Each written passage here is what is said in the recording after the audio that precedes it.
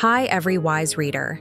Welcome to the next video from Read Wiser, a YouTube channel dedicated to helping you improve yourself through books. In today's video, let's explore the groundbreaking insights from Daniel Kahneman's Thinking, Fast and Slow.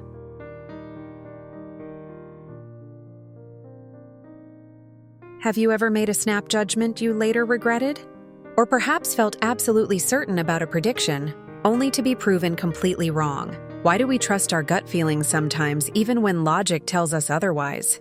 These aren't just random errors. They're predictable patterns in how our minds work. Nobel laureate Daniel Kahneman spent decades studying these patterns, revealing the hidden machinery behind our thoughts. Thinking. Fast and Slow explains that much of our thinking is driven by automatic, intuitive processes prone to systematic errors or biases. Understanding these biases is the first step towards making better decisions and judgments in every aspect of life. Let's dive into how our minds really operate.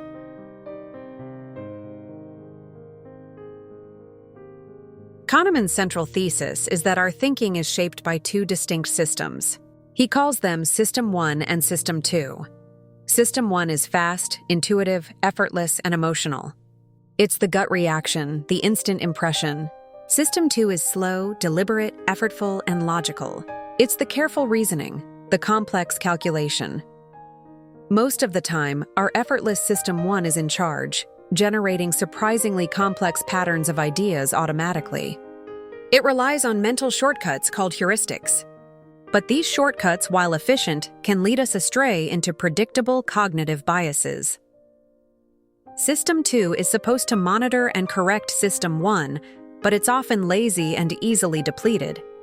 Kahneman, collaborating extensively with Amos Tversky, didn't just theorize about this.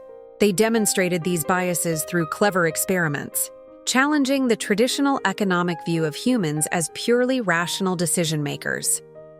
This book provides a richer vocabulary to understand these mental operations and errors, aiming to improve our ability to identify flawed thinking in others and eventually in ourselves. Now, let's meet these two systems in more detail.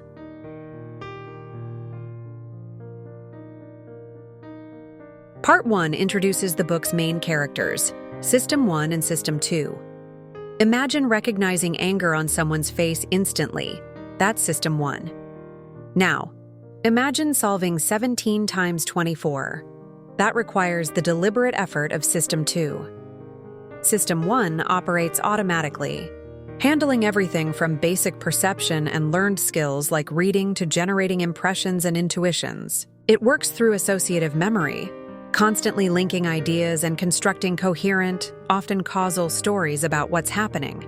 Think of the words bananas vomit. System 1 instantly links them, creates a causal story, and evokes a physical reaction, all automatically. System 2, on the other hand, is engaged for tasks requiring attention and mental effort. Complex calculations, logical reasoning, self-control, or focusing in a noisy room. Its key feature is effort, and its main characteristic is often laziness. It tends to endorse System 1's suggestions unless it detects a problem or invests significant effort. A key concept here is cognitive ease. When things feel familiar, effortless, and good, System 1 is running smoothly, and we're more likely to believe what we hear and trust our intuitions. Cognitive strain, however, signals a problem and mobilizes the more analytical System 2. Understanding this interplay is crucial, because System 1, though powerful, cannot be turned off and is the source of many of our biases. Let's explore some specific shortcuts System 1 uses.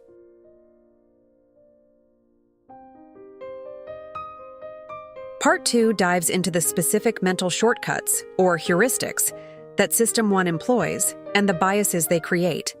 Kahneman explains why we struggle with statistics. System 1 thinks associatively and causally, not statistically. One major bias is the misplaced faith in the law of small numbers. We intuitively believe that small samples closely resemble the population they're drawn from.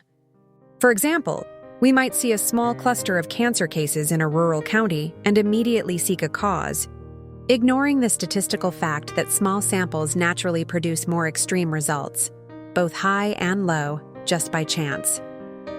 Another powerful heuristic is anchoring. Our estimates are often unconsciously pulled towards an initial value, even if that value is completely arbitrary, like spinning a wheel of fortune before guessing a percentage.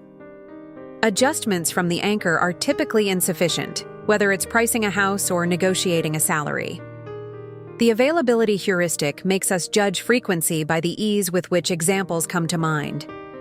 Events that are recent, dramatic, or heavily reported in the media, like plane crashes, feel more probable than they are, while less sensational risks are underestimated. Think about estimating divorce rates among celebrities versus ordinary people. Then there's the representativeness heuristic, where we judge probability based on similarity or stereotypes. The famous Linda problem illustrates this. People judge Linda is a bank teller and is active in the feminist movement as more probable than Linda is a bank teller, simply because the description fits the stereotype of a feminist, violating basic probability rules. We focus on resemblance and often neglect crucial base rate information. These heuristics simplify complex judgments but often lead us systematically astray. Next, we'll see how these biases fuel overconfidence.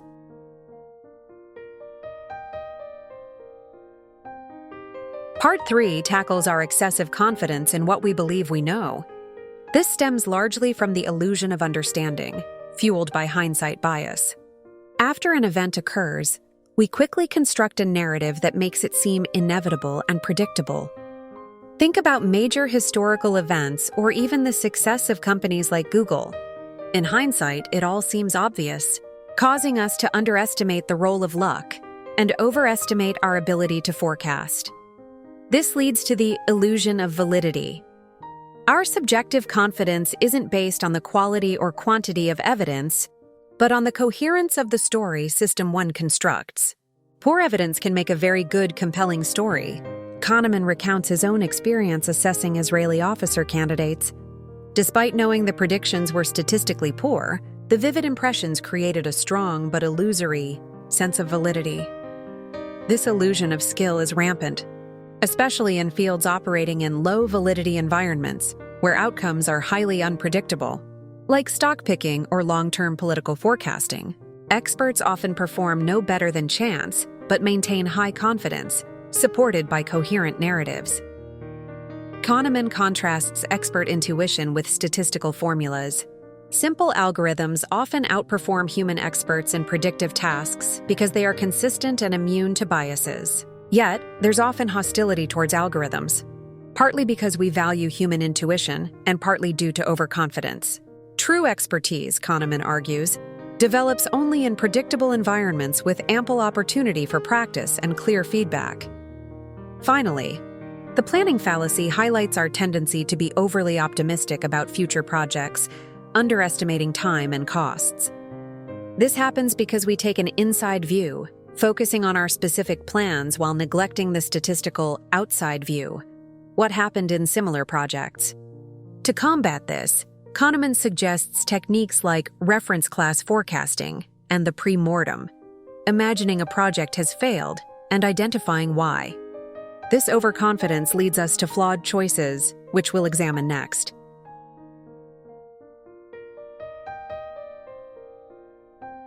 Part 4 contrasts the choices made by perfectly rational econs of economic theory with those of real humans. Kahneman argues that standard utility theory, which assumes decisions are based on final states of wealth, is flawed. He introduces prospect theory, co-developed with Amos Tversky, as a more accurate description. Prospect theory's core idea is that we evaluate outcomes as gains or losses relative to a reference point, not as absolute states of wealth. Imagine Anthony starts with 1 million and Betty with 4 million. Both are offered a choice, a 50% chance to end up with 1 million or 4 million, versus a certainty of ending with 2 million. Bernoulli's theory predicts they'd choose the same, but they don't. Anthony sees a potential gain, Betty a potential loss, drastically changing their risk attitudes. 3 key psychological principles underpin prospect theory. 1. Evaluation is relative to a neutral reference point, usually the status quo. 2. Diminishing sensitivity applies to both gains and losses. The difference between $900 and $1,000 feels smaller than between $100 and $200. And 3. Loss aversion. Losses loom larger than equivalent gains. The pain of losing $100 is typically felt more intensely than the pleasure of gaining $100. This leads to the fourfold pattern of risk attitudes. We tend to be risk-averse when choosing between a sure gain and a probable larger gain, but risk-seeking when choosing between a sure loss and a probable larger loss. Conversely, for low probabilities, we become risk-seeking for gains, lottery effect, and risk-averse for losses, insurance effect. Furthermore, our choices are deeply affected by framing. Logically, identical options lead to different choices, depending on whether they're presented as gains, lives saved, or losses, lives lost, showing we're not reality-bound. Mental accounting, how we categorize spending, also leads to inconsistencies, like being willing to buy a new theater ticket after losing cash, but not after losing the original ticket. These psychological realities fundamentally challenge the notion of pure rationality in decision-making. But how do these choices relate to our actual experience?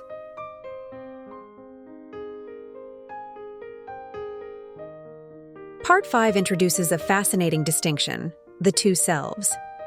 There's the experiencing self, I which lives through moments of pleasure and pain, and the remembering self, which constructs stories, evaluates past experiences, and makes decisions. Crucially, the remembering self doesn't simply sum up the experiences. It's heavily biased by two factors, the peak-end rule and duration neglect. Our memory of an experience, pleasant or unpleasant, is dominated by its most intense moment, the peak, and how it felt at the very end. The total duration of the experience has surprisingly little impact on our overall evaluation.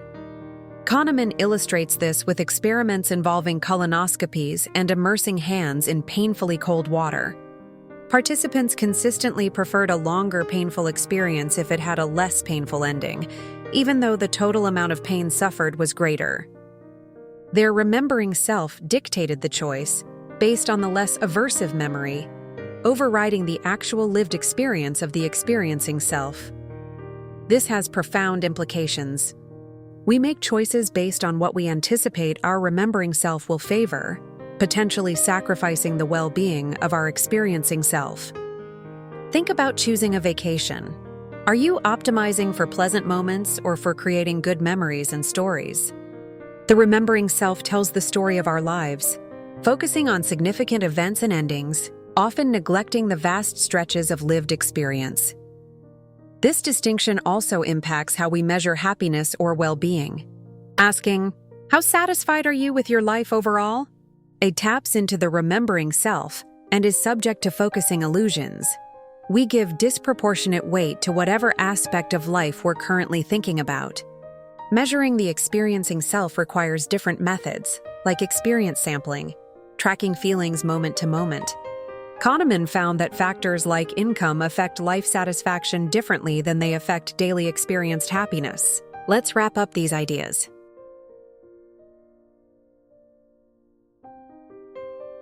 So, what does this journey through our two systems, biases, flawed choices, and dual selves teach us? Thinking, fast and slow, fundamentally reshapes our understanding of human rationality. We've seen the conflict between the experiencing self, living life moment by moment, and the remembering self, the biased storyteller making our choices. This challenges how we define and pursue happiness. We've contrasted the idealized rational econ with the psychologically complex human, prone to biases but perhaps better understood through behavioral insights. This understanding justifies nudges and policies that help humans make better choices in a complex world. And centrally, we've explored the dynamic between the fast, intuitive System 1 and the slow, effortful System 2. System 1 is the source of our intuitions, creativity and expertise, but also our biases. System 2 offers the potential for deliberate correction, but its laziness means errors often slip through. Improving judgment isn't about eliminating System 1, that's impossible and undesirable. It's about learning to recognize cognitive minefields, situations where biases are likely. The key is to slow down, engage System 2, question our intuitive assumptions, seek out broader perspectives, the outside view, and sometimes rely on simple rules or algorithms. Ultimately, Kahneman's work provides a powerful language for intelligent gossip, understanding and discussing the errors in judgment, first in others, and perhaps eventually, with effort, in ourselves.